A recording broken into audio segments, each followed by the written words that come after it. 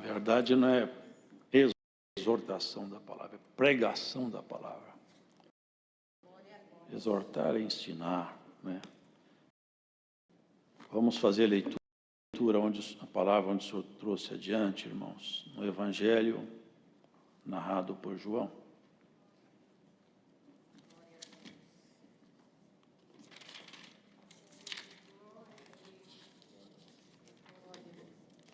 Evangelho segundo João, no capítulo 2.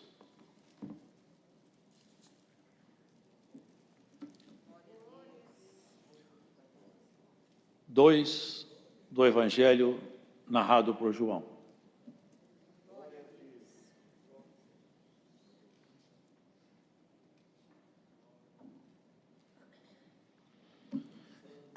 E ao terceiro dia, fizeram-se umas bodas em Caná da Galileia, e estava ali a mãe de Jesus. E foi também convidado Jesus e seus discípulos para as bodas. E faltando vinho, a mãe de Jesus lhe disse: não tem vinho. Disse-lhe Jesus: mulher, que tenho eu contigo? Ainda não é chegada a minha hora. Sua mãe disse aos serventes: fazei tudo quanto ele vos disser. E estavam ali postas 6 talhas de pedra para as purificações dos judeus. Em cada uma cabiam 2 ou 3 almudes. Disse-lhe Jesus: enchei d'água essas talhas. E encheram-nas até em cima. E disse-lhes: tirai agora e levai ao mestre-sala. E levaram. E logo que o mestre-sala provou a água feita vinho, não sabendo de onde viera, se bem que o sabiam os serventes que tinham tirado a água, chamou o mestre-sala o esposo. E disse-lhe: todo homem põe primeiramente o vinho bom, e quando já tem bebido bem, então o inferior. Mas tu guardaste até agora o bom vinho. Jesus principiou assim os seus sinais em Caná da Galileia, e manifestou a sua glória, e os seus discípulos creram nele. Depois disto, desceu a Capernaum, ele e sua mãe, e seus irmãos e seus discípulos, e ficaram ali não muitos dias. Até aqui, irmãos. Amém. Como se vê, ao longo das leituras dos evangelhos e também de Atos, não era de praxe que o Senhor Jesus frequentasse festas humanas, naturais. Contudo, nessa festa, nessas bodas, é uma recepção, não é? É onde se faz uma festa. Nesse caso, uma festa com certeza de vulto. Essas bodas, festas de casamento aqui, de alguma forma, levou o Senhor lá. E se ele lá esteve, não foi para participar de uma festa, certamente não. O Senhor nunca fazia nada em vão. Não era a sua missão se divertir ou participar de festas humanas. Ele tinha um propósito, sempre ele teve um propósito. Tudo que ele faz tem um objetivo claro, profundo, e transcende muitas vezes a nossa compreensão. Nessa festa existem elementos interessantes e diálogos também profundos. Primeiro que essa festa não era ele quem promovia, tampouco sua mãe. E ela chamou a ele, dando como que uma indireção, uma informação. Acabou o vinho. Mas ele não era provedor de vinho, nem era provedor da festa.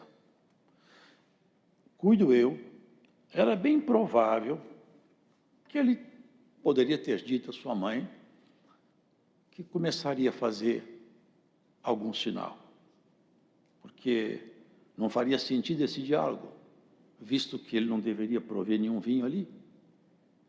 Mas Maria falou com Jesus.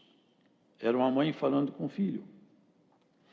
Mas a resposta não foi de um filho com sua mãe. Foi de um Deus com a sua criação. Mulher, que tenho eu contigo? Já não era Jesus, o filho de Maria, que falava. Era o Verbo eterno que ali estava e falava com ela.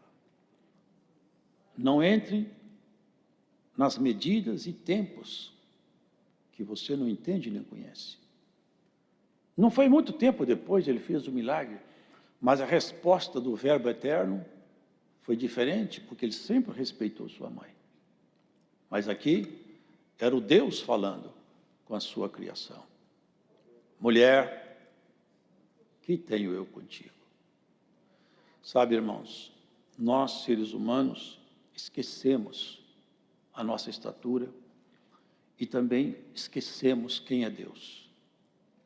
Se nós tivéssemos realmente uma compreensão de quem é Deus, e essa compreensão se figuraria como uma fé profunda, o Senhor disse que nós poderíamos fazer qualquer pedido, Ele se comprometeria em atendê-lo. Essa compreensão de quem é Deus. E a história narra homens que compreenderam profundamente e foram até os limites humanos naquela força que a fé levou. Aqui, logo depois, ele falou para os serventes. Sabe aquelas talhas que estão lá fora? Eram 6 talhas, encheias de água, até em cima. E eles encheram as talhas de água. Até aí tudo era natural. A água, a talha e o trabalho feito de colocar ali dentro aquele líquido. Aí vem a segunda ordem. Pega desse líquido que vocês colocaram aí, leva para o mestre-sala. Eles tinham colocado água, eles sabiam. E quando eles tiraram, não tiraram água, tiraram vinho. Ninguém viu. Não teve nenhum aparato, nenhum sinal. Apenas isso. Leva para o mestre-sala um pouco. Porque ali, a ordem de Cristo penetrou naqueles vasos e criou substância nova naquela substância. Elementos novos naqueles elementos. E o que era água só, tornou-se em vinho. Os irmãos, vejam que isso foi o primeiro milagre dele. E tem uma razão. Eu cuido que tem uma chamada aqui para algum episódio. Por que o senhor faz isso aí? E não foi pouco, irmãos, porque uma vez eu estive olhando metretas e almudes, isso aqui dá centenas de litros. Centenas de litros, essas 6 talhas. Olha, a água, ela tem uma simbologia e o vinho também. Se nós dermos um salto lá adiante, uma certa ocasião, os discípulos de João reclamaram com o Senhor Jesus. Falaram assim, olha, o recado era esse, os discípulos de João jejuam, alguns fariseus também. Agora os discípulos seus não jejuam. Ele respondeu assim, olha, pode porventura os filhos num dia de festa, ou os amigos no dia da festa, fazer jejum? Não faz sentido, é bodas. Agora, eles estão em bodas, eles estão em festa, porque o esposo está aqui. Era dele que ele falava. O esposo era ele. E a esposa eram os discípulos. Nós estamos em núpcias. Eu estou me revelando a eles. Eles estão me conhecendo. Eu estou transferindo o que é meu para ele. Eles estão aprendendo comigo. Dias virão e que o esposo lhe será tirado. Aí então jejuarão. Anunciou sua morte. Agora olha que interessante. Não se deita vinho novo em odre velhos, porque se rompe o odre e se perde o vinho. O que ele estava dizendo? O odre é um vaso de couro. Se coloca lá dentro um vinho, tampa-se a boca, o vinho novo fermenta, expande a parede daquele odre e ele fica no seu limite. Se colocar mais um vinho ali, quando ele for expandir pela segunda vez, ele rompe o odre. Ele estava dizendo o seguinte: olha, jejum que vocês estão fazendo, ele não tem valia, porque o coração de vocês está contaminado com um vinho estragado. Eu vou dar um coração novo para vocês, é odre novo. E vou colocar um vinho novo nesse coração. A partir daí, fará sentido o jejum de vocês. Porque a palavra de Deus, quando penetra em nosso ouvido e desce no nosso odre, é a linguagem da água. Mas quando a fé se mistura com a palavra, é vinho e transforma a nossa natureza. Nós somos transformados pela palavra de Deus, porque ela penetrando em nós, ela muda a nossa natureza. Diferente do falar humano, que não pode transformar o espírito de outro homem, a palavra de Deus pode. Ela entra em nós, é só a voz, é só um som que vibra no ar.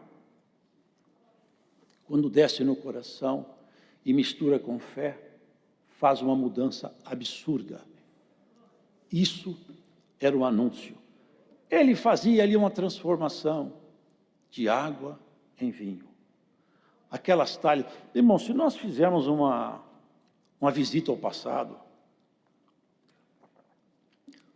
aconteceu no passado algumas dispensações de Deus. Aquelas talhas estavam vazias, porque mandou enchê-las. Se nós voltarmos lá atrás, no princípio, quando o homem saiu do Éden, vamos encontrar uma terra completamente contaminada, porque essas talhas eram para a purificação dos judeus. Tinha uma finalidade, era para a purificação. Se nós voltarmos lá atrás, nós vamos encontrar uma terra completamente contaminada, entenebrecida, violência, maldade, toda sorte de pecado, a ponto de Deus se irritar de uma maneira tal que ele chegou e procurou debaixo do sol alguém que ele pudesse descansar alguma promessa nele. E procurou, e achou um homem chamado Noé. E fez com ele uma aliança. Falou: Noé, eu vou fazer uma aliança com você. Porque olhando a terra, eu me enjoei, eu me enojei de tanta coisa horrível que eu vejo acontecer aqui. Contigo, eu faço uma aliança. Eu vou destruir a terra inteira. Quando o médico oncologista ele encontra um tumor maligno, sabe o que ele faz? Ele faz uma cirurgia e extirpa, arranca, corta aquele tumor e lança fora do corpo. Se deixar ali, ele contamina o resto do corpo.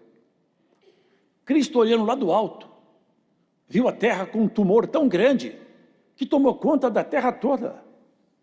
E a cirurgia dele foi anunciada a Noé: vou passar o bisturi aqui. E o nome desse bisturi vai ser dilúvio. Eu só achei uma parte boa aqui. É você, Noé. Ali numa figura de Cristo, anunciou a construção de uma arca.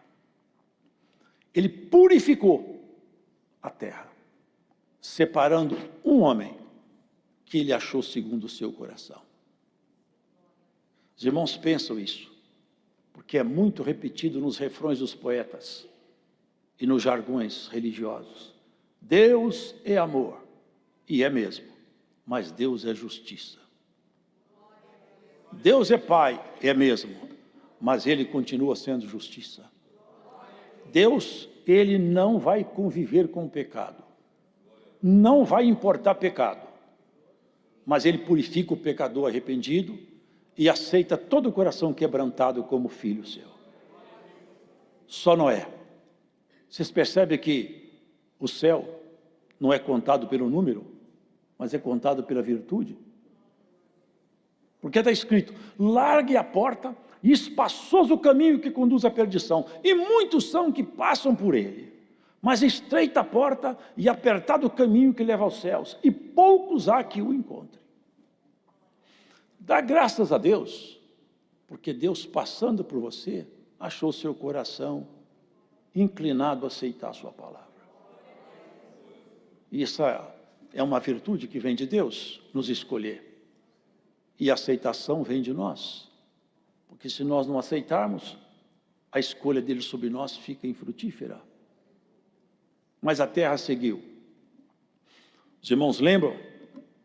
Adiante encontrou ele outro homem, que na terra de Ur, contaminada por idolatrias, carregada de coisas erradas, encontrou um outro homem e pôs ele em teste. Colocou aquele homem para chegar nos limites que um ser humano pode chegar. Falou com ele, Abraão, chamava Abrão, vou fazer com você um trato. E falou que ia abençoar a descendência dele. E falou, você vai ter uma descendência tão frutífera, é mais do que o número das estrelas que estão no céu, é mais do que o número das areias que estão no mar. Falou com ele tantas coisas, mas colocou ele em teste. Pediu seu filho, seu único filho. E ele levou o filho ao altar do sacrifício. E os irmãos conhecem bem essa passagem. Um gesto que fica para sempre nos anais da história do povo de Deus. Um homem que amava seu filho, seu único filho, o filho da sua velhice. E Deus lhe pede aquele filho. Ele escondeu da mulher, porque a mulher não aceitaria. Escondeu dos seus servos que foram com ele. Fica vocês aqui embaixo. Esse assunto aqui só eu sou capaz de executar. Logo, ele voltou com o menino e com o nome de Abraão. Ele chamava Pai Exaltado. O Senhor falou com ele, você não vai chamar mais Abrão, que em hebraico quer dizer Pai Exaltado. Você vai chamar agora Abraão, pai de uma multidão. Ali Deus purificou uma linhagem. A segunda talha foi achada. Ali houve uma purificação. Foi criada então a nação de Israel. Começou ali, que não tinha esse nome. Começaram ali a surgir então a estirpe dos hebreus. E por um bom tempo, os descendentes, irmão, vê Jacó, logo ali Cristo apresenta-se a ele, numa visão, quando ele deitou a cabeça numa pedra, aquela pedra representava o verbo eterno, e ali naquela pedra, ele viu Jesus. Como? Ele viu uma escada, que a base dela ficava na terra, e o topo lá no céu. O único que tinha o pé na terra e a cabeça no céu, o nome dele é Jesus. Porque ele falava, o Filho de Deus, que está no céu. Porque ele nunca perdeu a conexão eterna dele. Ali, Jacó viu Jesus e deitou em Cristo, descansou e teve visões. A segunda purificação seguiu a linhagem dos hebreus. Foram para a casa de Faraó, porque a história é longa. E lá se contaminaram, se tornaram prisioneiros, porque haviam se esquecido de um homem chamado José, cujo valor foi reconhecido pela casa de Faraó. Ali, Deus apresentou-se a um homem no deserto, fugindo.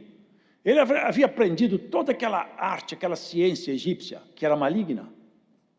Ele aprendeu tudo. Foi criado na casa de Faraó. Um dia lá, no deserto, uma sarça ardia e não se queimava. E curioso, ele chegou perto da sarça. E uma voz nasceu ali e falou, tira o sapato dos teus pés. Aproximado aqui. Como quem ensinava a ele. Pode tirar o sapato, porque tudo que você aprendeu até hoje não vai servir para nada, para aquilo que eu vou te enviar. Esqueça tudo que você aprendeu na casa de Faraó. Ali começou uma terceira purificação. Ali Moisés foi colocado como homem para tirar Israel. Irmãos, Egito foi uma nação que fez pacto com as trevas. E eu provo dentro da Escritura isso. Fez pacto. Foi uma coisa horrível. Precisava de uma purificação. Precisava do povo sair do Egito, mas precisava do Egito sair do povo. Sabe por quê? Aqueles magos, aqueles feiticeiros trabalhavam com alta magia. Quando Moisés fez o rio virar sangue, aqueles magos fizeram igualzinho. Depois Moisés fez subir rã, eles fizeram igualzinho. Quando Moisés fez o pó da terra virar piolho, eles tentaram fazer, não deram conta. Porque também tem limite para Satanás operar, e Deus para o limite dele rápido. Glórias a Deus. E Deus vai parar alguma coisa que está perturbando uma família. Por esses dias, a mão do Todo-Poderoso vai parar alguma coisa que perturba a sua casa. Glórias ao Senhor. Olha que interessante, aqueles piolhos, eu sempre falo isso que eu acho isso maravilhoso, aqueles piolhos saíam procurando a cabeça do Egito para não subir na cabeça dos hebreus, nem no gado, nem nos bichos, nem nos animais, só na casa de Faraó. Piolho que procura Faraó. Ali, irmão, nós vimos, chegou o limite, agora você para, porque daqui para frente é a minha mão que vai trabalhar. E Deus purificou de tal maneira que os principais oficiais egípcios foram varridos pelo mar que se fechou sobre eles e jogou todos eles lá na praia. Caiu carro, cavalo e cavaleiro. Israel começou uma jornada nova, 40 anos peregrinando. Irmãos, se nós vemos a história do povo de Deus, muitos momentos o Senhor falou assim, espera lá, eu vou interferir aqui, eu vou intervir aqui, eu vou intervir, é preciso eu intervir. E na sua vida, de vez em quando o Senhor fala, ei, eu vou intervir também. Eu vou dar uma mexida aí. Você está sentindo que Deus está mexendo na sua vida? Dá glória ao nome dEle. Ele tem autoridade para intervir. Ele pode. Se você geme um bocado, depois Ele te dá um remédio, você sara. E você sara e fica melhor. Porque depois do choro, o rosto fica mais limpo. Aleluia. Tem tempo de chorar e tem tempo de rir. O seu tempo de chorar está no alto, mas virá o tempo de você rir e também se aproxima. Logo, logo vem o tempo de você rir. Porque a tristeza dura uma noite, mas pela manhã vem a alegria. E o nome da sua manhã é Jesus. Já já Ele chega para te trazer alegria. Queridos irmãos, vocês vão ver como que o Senhor vai fazendo as intervenções pontuais dele na terra e Ele não pede opinião de ninguém. Ele não precisa de ajuda. Mas Ele pega o homem preparado, não que esteja preparado para toda a obra, não, preparado assim, coração disposto. É quando alguém abre o coração. Vocês lembram de Isaías? O Senhor se apresentou lá no templo. Foi uma coisa terrível. Isaías percebeu, é o Senhor. E eu vou morrer, porque eu ando falando tanta coisa feia. Eu aprendi tanta coisa feia. E eu vi o anjo do Senhor. O Senhor pegou um anjo e falou assim, pega aquela brasa lá no altar, pegou a tenaz com a brasa acesa, esfregou na boca dele, limpou a boca dele. Aí o Senhor fez uma pergunta, a quem enviarei eu? A casa de Israel. O Senhor não mandou. A Isaías o Senhor perguntou, a quem enviarei eu? Isaías olhou e falou, bom, agora eu tomei coragem. Envia-me a mim. Foi o profeta que mais falou de Cristo, foi Isaías. É o que mais falou do Senhor. Parece que ele conhecia o Senhor, até a natureza física de Jesus.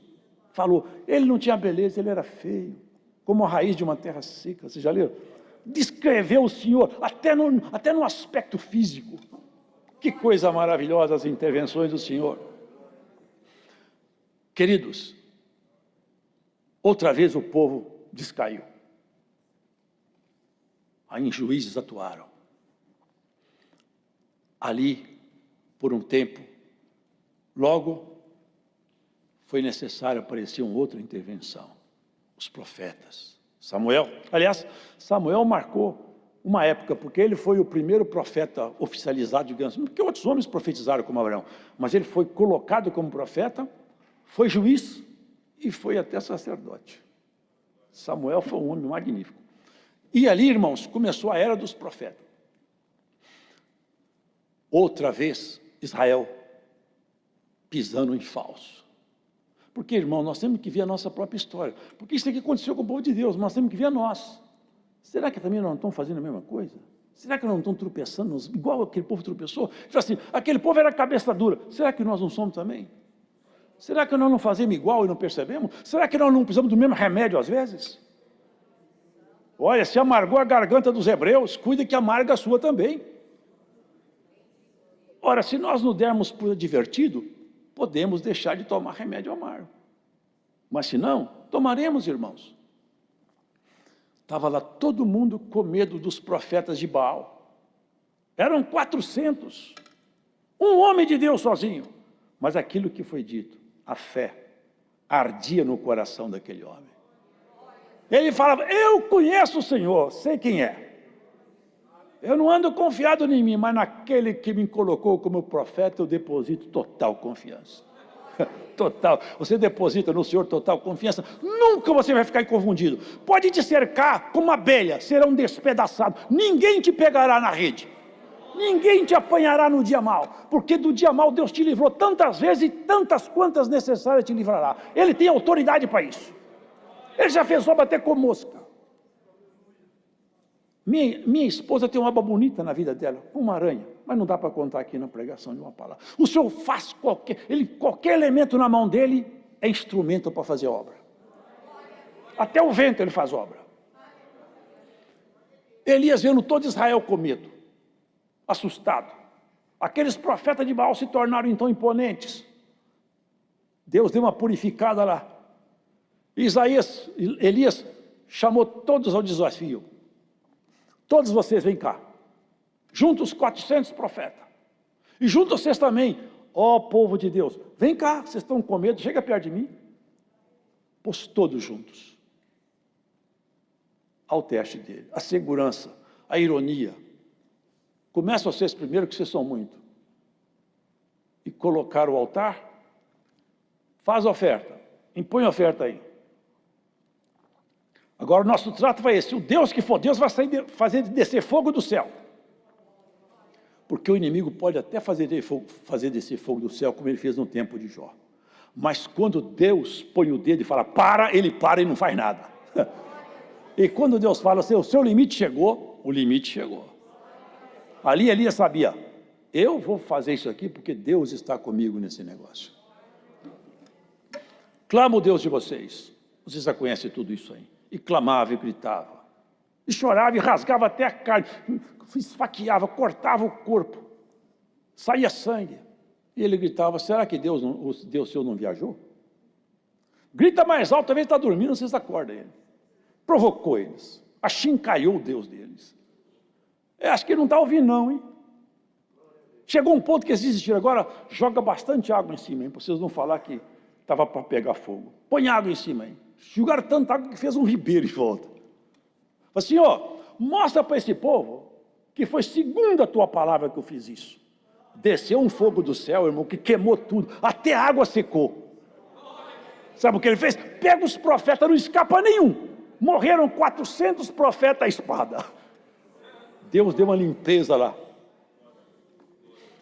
Aqui, o Senhor Jesus, irmãos, nos mostrava isso, irmãos. As talhas estavam esgotadas. Salvo o melhor juízo, são uns 500 anos de silêncio, de Malaquias até a vinda de João. Não havia mais profecia, nenhuma visão, nada. Silêncio absoluto de Deus na casa de Israel. O povo corrompeu-se. Já os fariseus não entendiam com os saduceus, cada um interpretava como queria, começaram a criar regra em cima de regra, doutrina em cima de doutrina, peso em cima de peso, medida em cima de medida, e estava insuportável. Cada um entendia que o Messias tinha que ser de um jeito e de outro. Era uma confusão só. Quando João chegou, ele anunciava o Cordeiro que tira o pecado do mundo.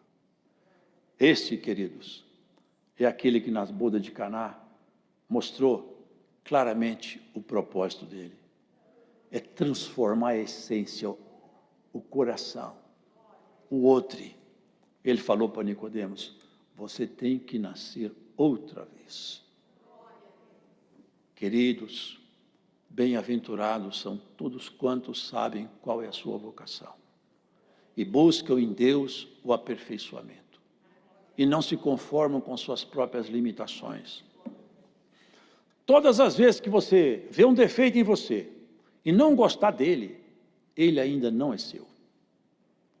Toda vez que você fizer alguma coisa errada e se arrepender, ainda tem espaço para Deus te consertar em Cristo.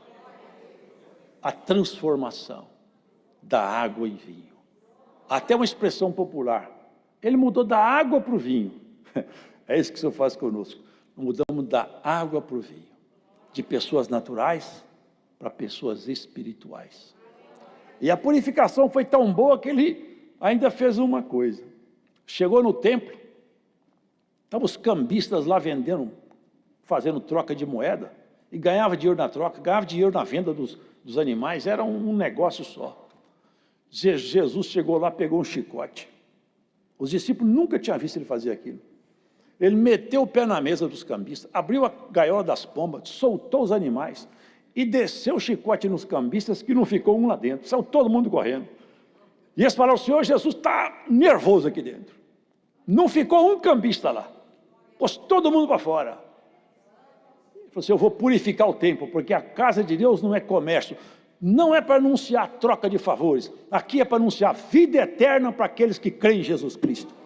Essa é a casa do Senhor purificada, anúncio de salvação. Essa igreja não quer seu dinheiro, não quer saber quanto você ganha, aqui o anúncio é de salvação, não se troca salvação por favores humanos. Se você for fiel, você vai entrar no céu pelo mérito de Jesus Cristo. Nós não somos uma organização interessada em favores humanos, nem em negócios políticos. Nosso assunto é salvação de alma. E você foi ingresso nessa graça, porque Cristo te chamou.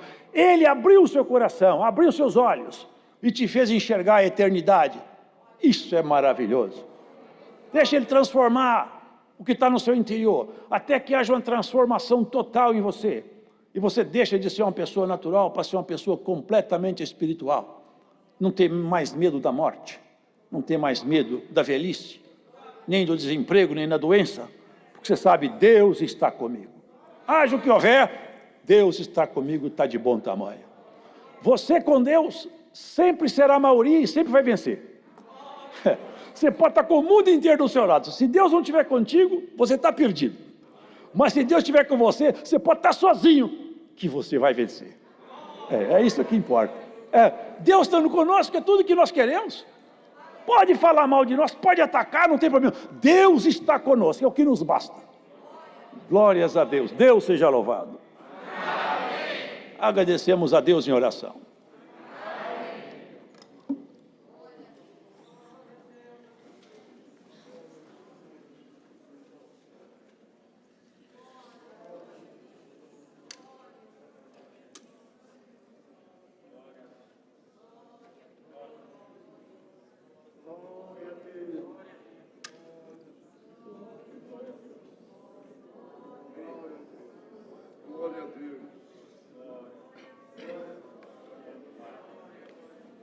Glória a Jesus.